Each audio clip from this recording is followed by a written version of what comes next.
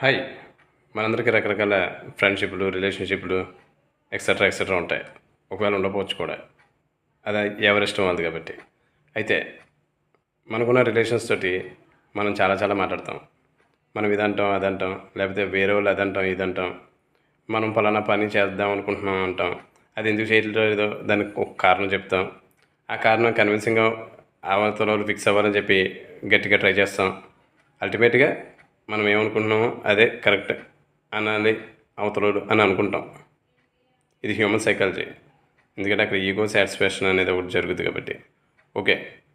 ఇదే ఈగో సాటిస్ఫాక్షన్ని నీతో నువ్వు మాట్లాడడంలో ఫీల్ అవుతున్నావా?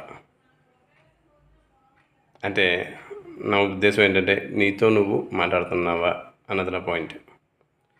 నీతో నువ్వు మాట్లాడుకోవడం మొదలు పెడితే నీ గురించి నీకు చాలా విషయాలు తెలుస్తాయి.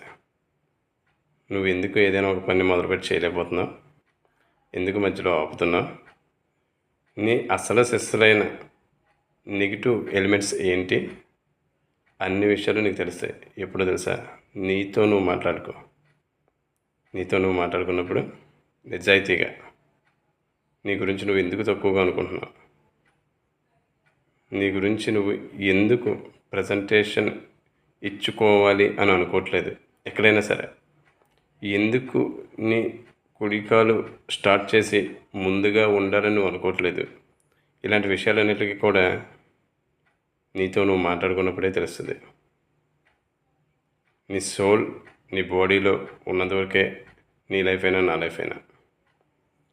అలాంటప్పుడు నీ సోల్కి నచ్చిన విషయాలు నీ బాడీలో నీ సోల్ ఉన్నంత టైంలో ఎందుకు సాధించకూడదు అన్న విషయాలకి నీకు ఆన్సర్ తెలియాలంటే నీతో నువ్వు మాట్లాడుకోవడం మొదలుపెట్టు. నీకు నువ్వు ఏం చేయాలనుకుంటున్నావు, దానికోసం పని చేస్తున్నావా, ప్లాన్ చేస్తున్నావా, ముందుకు వెళ్తున్నావా, కంటిన్యూషన్ చేస్తున్నావా, తప్పులు వస్తే మళ్ళీ రెక్టిఫై చేసుకుంటున్నావా లేదా, ఏదో పెద్ద ఊహించిన ఇబ్బంది వస్తే అక్కడితో ఆగిపోకుండా ఒక క్షణం ఆగి ఆలోచించి మళ్ళీ ముందుకెళ్తున్నావా లేదా?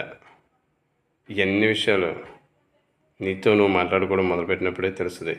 నీతో నువ్వు మాట్లాడుకోవడం అంటే నీకు నువ్వు రెస్పెక్ట్ ఇచ్చుకోవడం, నీకు నువ్వు వాల్యూ క్రియేట్ చేసుకోవడం, నీకు నువ్వు ఒక విన్నర్లా ఫీల్ అవ్వడం.